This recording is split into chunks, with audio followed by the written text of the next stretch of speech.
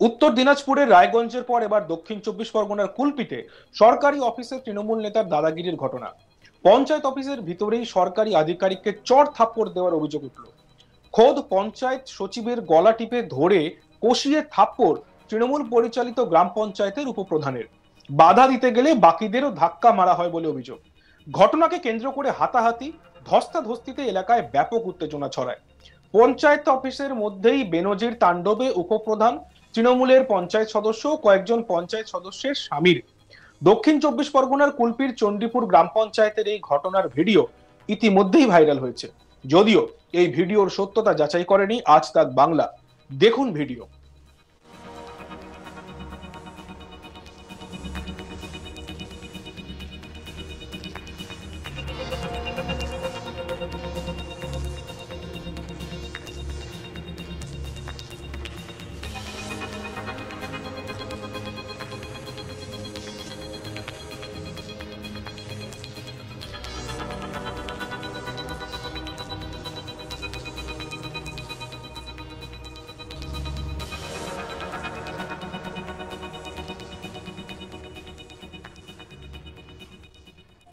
ঘটনায় অভিযুক্ত উপপ্রধান সাবির মোল্লা।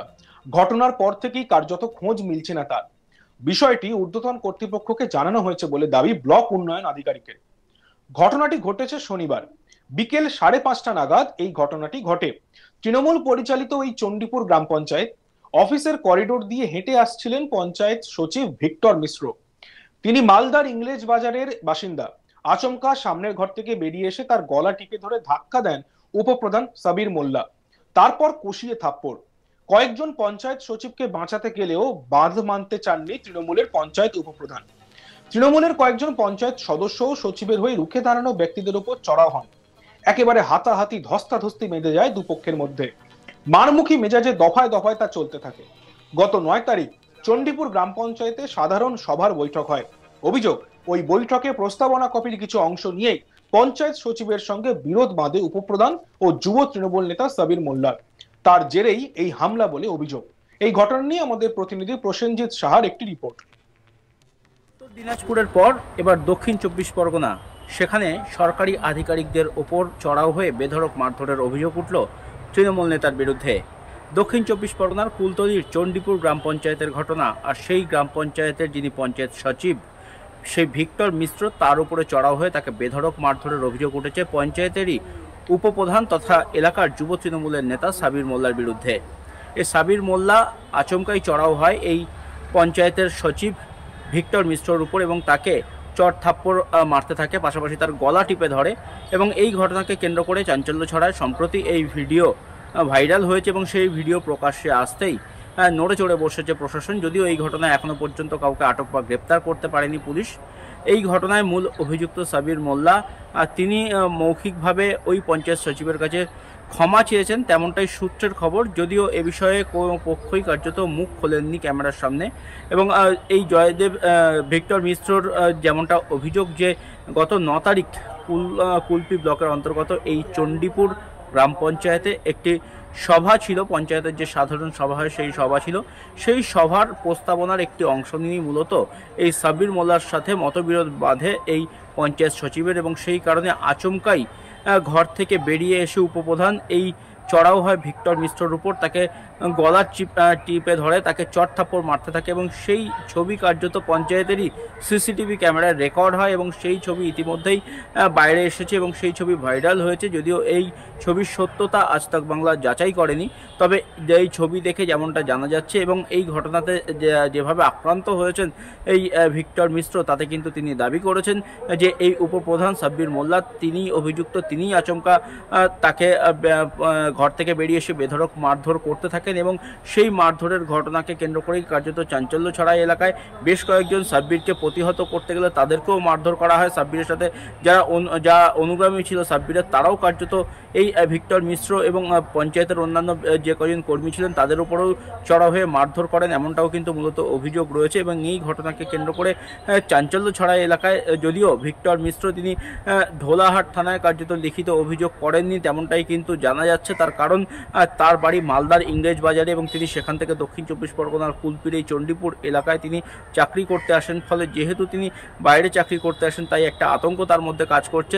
তবে এই ঘটনার কথা ইতিমধ্যেই তৃণমূল কংগ্রেসের ঊর্ধ্বতন নেতৃত্বের কানে পৌঁছেছে এবং সেই নেতৃত্বের তরফ থেকে এই সাব্বির মোল্লাকে আপাতত পঞ্চায়েতে যেতে বারণ করা হয়েছে, যাতে পঞ্চায়েতে সে কোনো কাজকর্ম করতে না যান সেই নির্দেশ কিন্তু দলের তরফ থেকে দেওয়া হয়েছে। যেমনটা জানা যাচ্ছে এই কুলপির ব্লকের অন্তর্গত এই চণ্ডীপুর গ্রাম পঞ্চায়েত, এটি কার্যত তৃণমূলের দখলেই রয়েছে এই পঞ্চায়েত এবং সেই পঞ্চায়েতেরই একটি বৈঠক ছিল গত 9 তারিখ। সেই বৈঠকের প্রস্তাবনা নিয়েই মূলত সমস্যা বাধে। প্রস্তাবনার বেশ কিছু অংশ কার্যত এই সাব্বির মোল্লার পছন্দ হয়নি, সেই কারণেই কার্যত তিনি পঞ্চায়েতের যিনি সচিব রয়েছেন এই ভিক্টর মিশ্র তার উপরে আচমকাই চড়াও হয় এবং তাকে মারধর করতে থাকেন, তাকে গলা চেপে ধরা হয়, এমনটাই কিন্তু মূলত অভিযোগ। এবং এই ঘটনাকে কেন্দ্র করে এলাকায় যথেষ্ট চাঞ্চল্য ছড়িয়েছে। তবে ভিডিও সামনে আসতেই কার্যত তৃণমূল কংগ্রেস অস্বস্তিতে পড়েছে।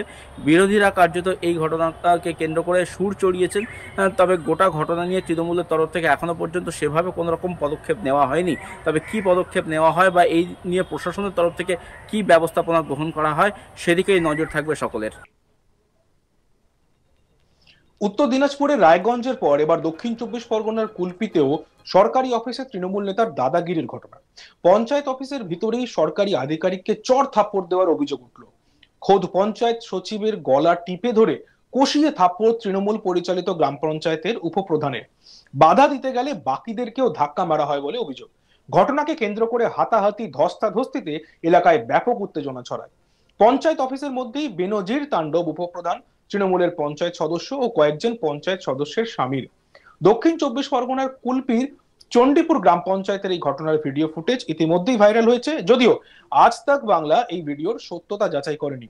চলুন একবার ভিডিওটা দেখি।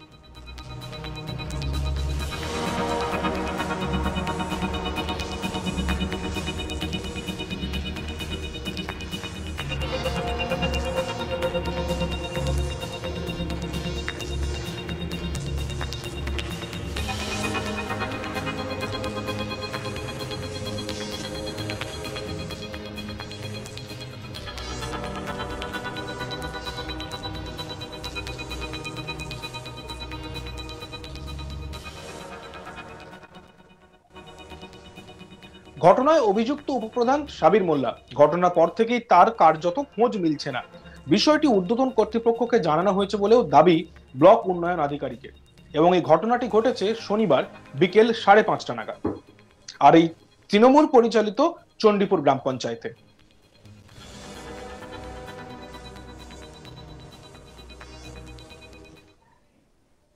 দেখতে থাকুন আজ তাক বাংলা, সাবস্ক্রাইব করতে ভুলবেন না।